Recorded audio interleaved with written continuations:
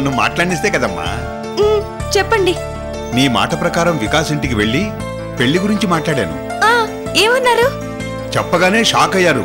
ఆ తర్వాత తేరుకొని ఆనందపడ్డారు.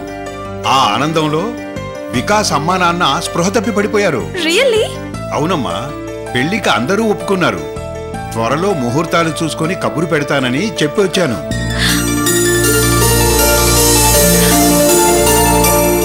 నీకిప్పుడు సంతోషమేగా? ఇప్పటికైనా మీ డాడీ నీ మీద కొండంత ప్రేమ పెట్టుకుని బతుకుతున్నాడని నమ్ముతావా? I love you daddy.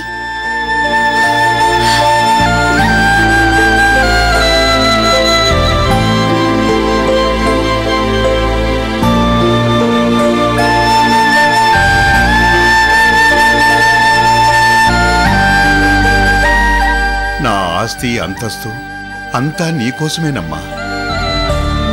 వికాస్తో ఈ విషయం కూడా చెప్పాను. నా గుండెల్లో ప్రాణం ఉన్నంత వరకు నువ్వు సంతోషంగా నా కళ్ళ ముందే తిరగాలి.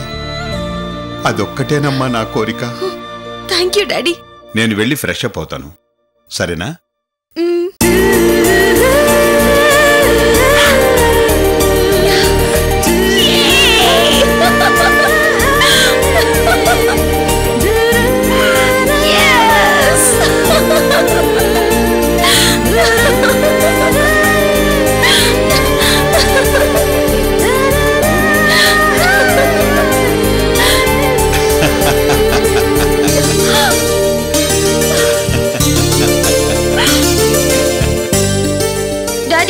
విషయం ముందే నాకు ఫోన్ చేసి ఎందుకు చెప్పలేదు?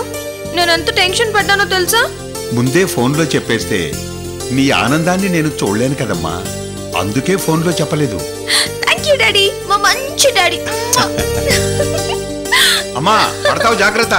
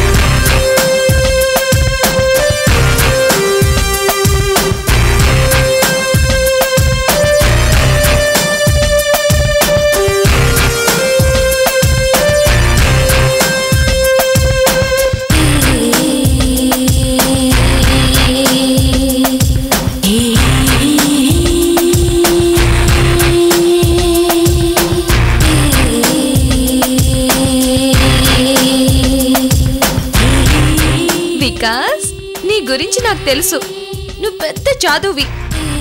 డాడీ వచ్చి పెళ్లి విషయం మాట్లాడితే కనీసం నాకు ఫోన్ చేసి విషయం చెప్పవా? నువ్వు కూడా నా టెన్షన్ పెడతావా? ఉండు, నీ పని చెప్తాను.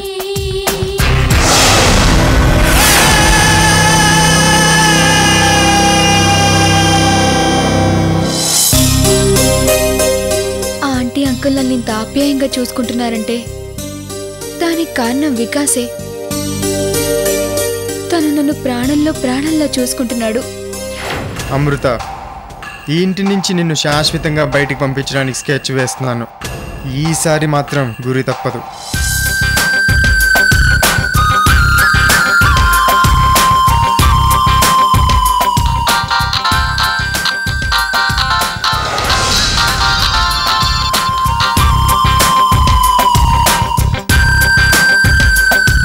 నీ కాల్ ఇంకా రాలేదేంటా అని వెయిట్ చేస్తున్నా డార్లింగ్. హాయ్ రేణు.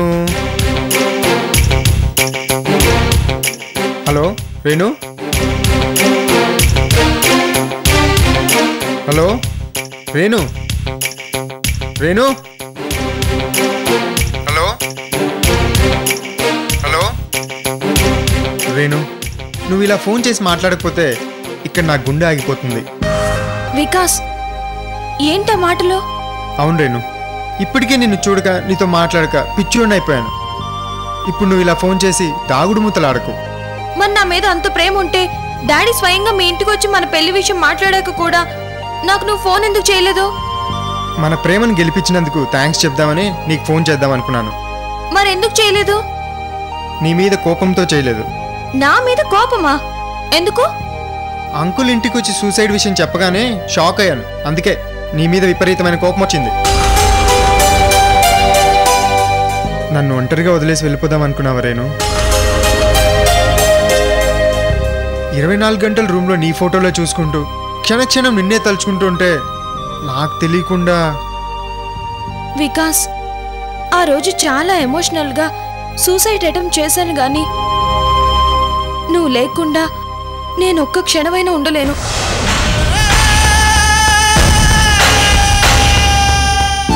అయినా చావే కాదు, ప్రపంచంలో మనల్ని విడదీసే శక్తి ఎవ్వరికీ లేదు. ఇప్పుడు వికాస్ని కలిసి థ్యాంక్స్ చెప్పాలి.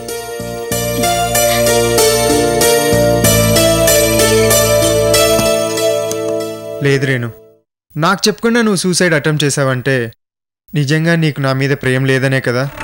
అది కాదు వికాస్, నీ మీద ప్రేమే లేకపోతే సుబ్బలక్ష్మి చెప్పిన అబద్ధాలన్నీ నిజమని నమ్మి నిన్ను నీ ప్రేమని వదిలేసి ఎప్పుడో వెళ్ళిపోయేదాన్ని. అంతేకాదు వికాస్, నీకింకో ముఖ్యమైన విషయం కూడా చెప్పాలి. రీసెంట్గా అమృత సుబ్బలక్ష్మి నాకు ఫోన్ చేశారు.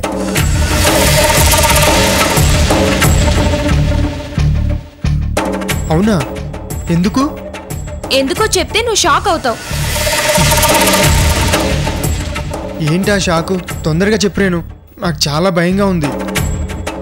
నువ్వు అమృతను రేప్ చేసావంట. అందుకే నువ్వు అమృతను పెళ్లి చేసుకుంటున్నావంట. ఇద్దరు కలిసి నాకు ఫోన్ చేశారు. ఏంటి రేణు, అసలు నా మీద ఎందుకు వాళ్ళకంత కక్ష? కక్ష నీ మీద కాదు, నా మీద. మన పెళ్లి చెడగొట్టాలని వాళ్ళిద్దరు ప్లాను. మరి ఇంత దారుణంగా ఎలా చెప్పారు రేణు? అవును, 2010లో ఇదే పెద్ద జోకు. జోక్ కాదు రేణు, అబద్ధం. లేకపోతే ఎంత దారుణంగా మాట్లాడారో చూడు. సాగర్తో లేచిపోయిన అమృతను నువ్వు రేప్ చేయడం ఏంటి? అప్పుడెప్పుడో నువ్వు హాస్టల్లో ఉన్నప్పుడు అమృతం చూశాను నేను. ఆ తర్వాత ఎక్కడో ఎప్పుడో చూసినట్టు గుర్తు. అవును అదే. ఆ రోజు నేను మీ ఇంట్లో ఉన్నాను. అవుట్ హౌస్ రెంట్ కావాలని అమృత్ మీ ఇంటికి వచ్చింది. నేను బాగా తిట్టి పంపించాను. గుర్తొచ్చింది రేణు. ఆ తర్వాత అమృతం నేను ఇంతవరకు చూడలేదు రేణు. సర్లే, ఇప్పుడు వాళ్ళ గురించి మనకెందుకు? అంటే నేను అమృతని పెళ్లి చేసుకుంటున్నానని కూడా చెప్పారా? అబ్బా, అమృత గురించి ఇప్పుడు వదిలే. డాడీ తొందరలోని ముహూర్తాలు చూసి ఫోన్ చేస్తారు. అలాగే రేణు.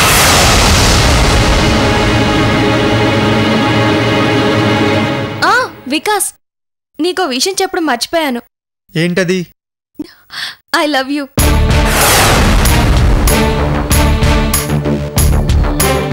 ఏంటి, నేను ఐ లవ్ యూ చెప్తే నువ్వేం మాట్లాడలేదు? నువ్వు చెప్పావుగా. నువ్వు కూడా నాకు ఐ లవ్ యూ చెప్పాలి. చెప్పాల్సిందేనా? అవును, ఐ లవ్ యూ రేణు, కానీ గట్టిగా చెప్పాలి. తప్పదా? అయితే పెళ్ళాక చెప్తాను. Okay, bye. బాయ్.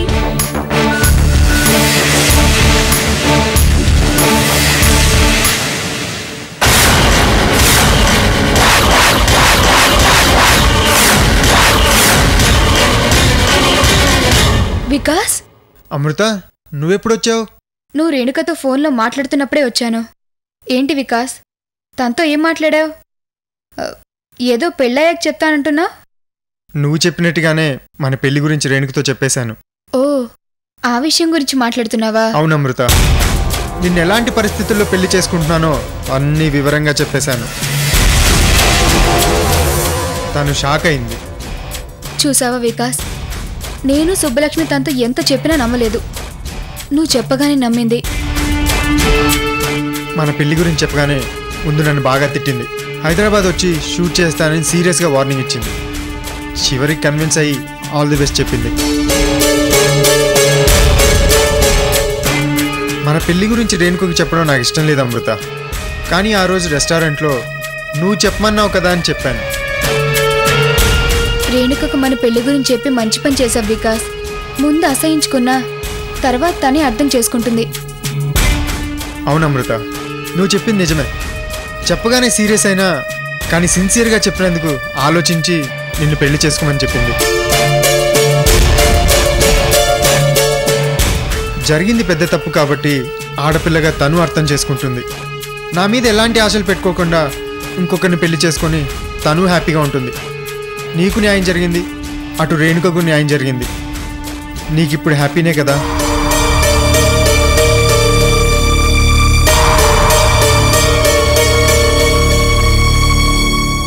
ఈ రోజుతో నాకు రేణుకకు మధ్య ఉన్న ప్రేమ కథ క్లోజ్ అయిపోయింది అమృత. కొన్ని ప్రేమ కథలు అంతే.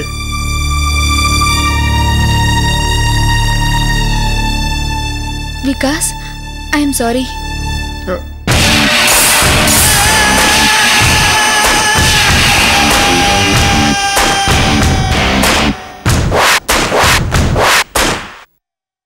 అమృత, ఇంతకీ ఇక్కడికి నువ్వెందుకు వచ్చావు? నాతో ఏమన్నా పనుందా? ఈరోజు ఆంటీ అంకుల్ నాతో చాలా సంతోషంగా మాట్లాడారు. దానికి కారణం నువ్వే. అందుకే నీకు థ్యాంక్స్ చెప్దామని వచ్చాను. అదేంటి అమృత, ఇందులో థ్యాంక్స్ చెప్పడానికి ఏముంది? కాబోయే కోడల్ని గౌరవించడం మన సాంప్రదాయం. అందుకే వాళ్ళు నిన్ను అలా ట్రీట్ చేశారు.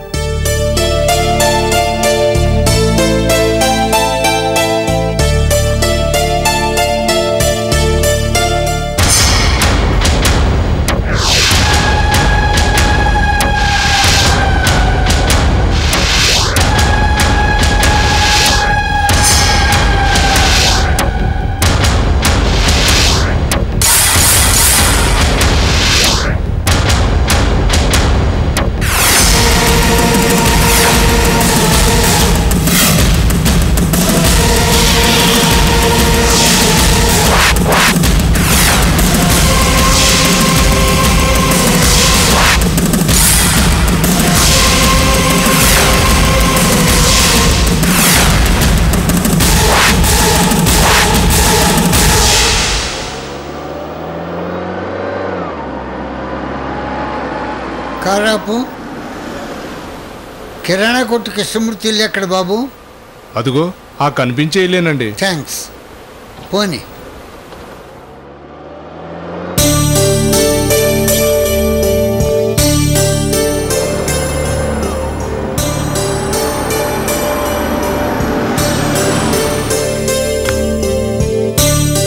ఇది చూడు ఎలాగుంది.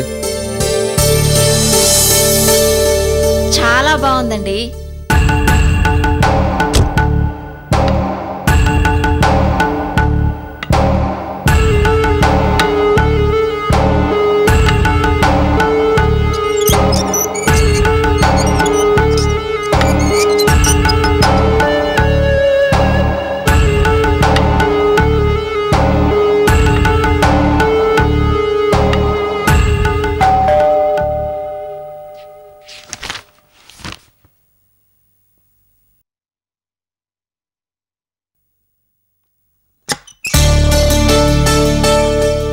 ఏమా, నీ పేరు నందినియే కదా?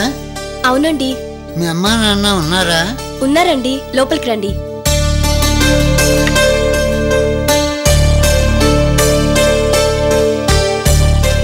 కూర్చోండి, అమ్మా నన్ను పిలుచుకొని వస్తాను. ఇక గాజులు కొంటే దాని పెళ్లి బంగారం మొత్తం కొన్నట్టే. ఎన్ని గాజులు అవసరం అవుతాయి? అమ్మా, ఓ 4 గాజులు సరిపోతాయి. నాన్న, మీకోసం ఎవరో వచ్చారు. ఎవరమ్మా? ఏమో తెలీదు.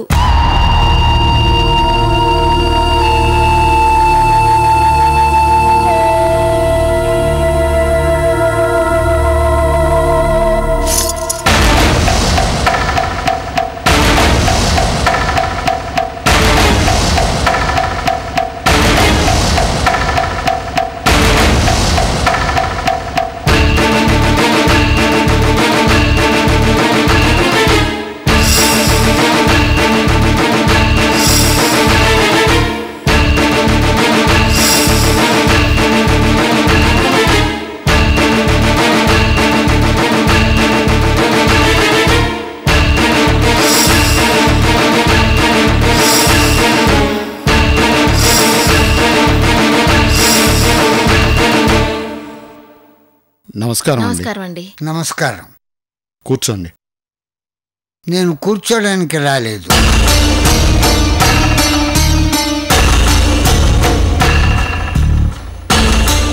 మంచినీళ్ళు తాగుతారా అండి?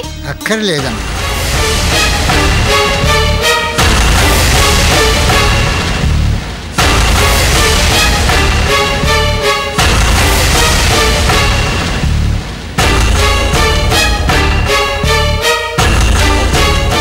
మీ కొడుకు కోడలు ఇంతకుముందు ఇంటికి వచ్చి 2 సార్లు గొడవ పెట్టుకుని వెళ్ళారు.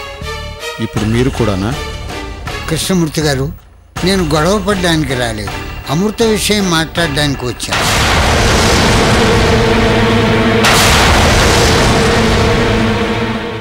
అవును, నందిని పెళ్లి శుభలేఖలు తీసుకుని మీరు అవుట్ హౌస్కి వచ్చినప్పుడు అమృత మీ కూతురునన్న విషయం తెలిసింది.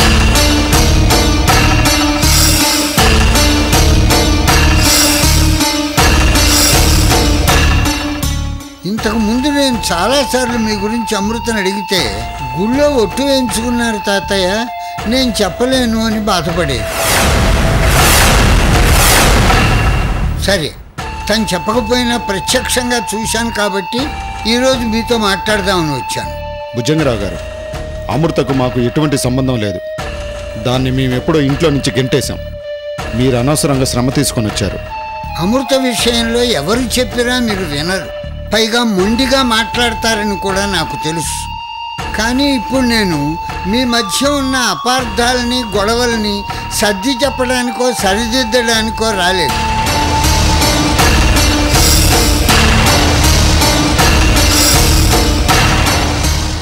మీ దృష్టిలో అమృత చెడ్డది కావచ్చు, కానీ నా దృష్టిలో చాలా చాలా మంచిది. నా మనస్ఫూర్తిగా చెప్తున్నాను, అమృత విషయంలో మొదటి నుంచి మీరు తప్పుగా అర్థం చేసుకుంటారు.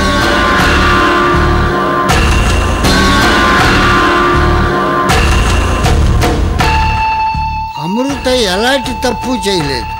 తప్పంతా నా మనవడు వికాస్ చేశాడు. అమృత చాలా అమాయకురాలు.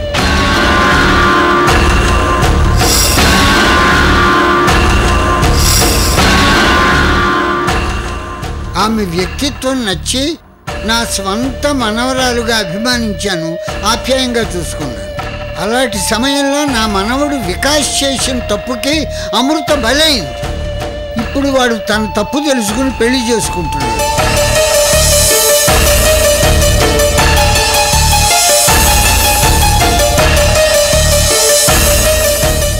మీరు ఎంత కాదనుకున్నా అమృత మీ కూతురు. ఇవాళ కాకపోతే రేపైనా మీరు ఒకటవుతారు. మీ కూతురు పెళ్లి మధ్యవర్తిగా నేను చేయిస్తున్నాను కాబట్టి బాధ్యతగా మిమ్మల్ని పిలవడానికి వచ్చాను. మీరు మనసు మార్చుకుని పెళ్లికి వచ్చి అక్షంతలు వేస్తారు, లేకపోతే జరిగిన వాటి గురించి ఆలోచిస్తూ అమృతను మరింతగా దూరం చేసుకుంటారు, మీ ఇష్టం.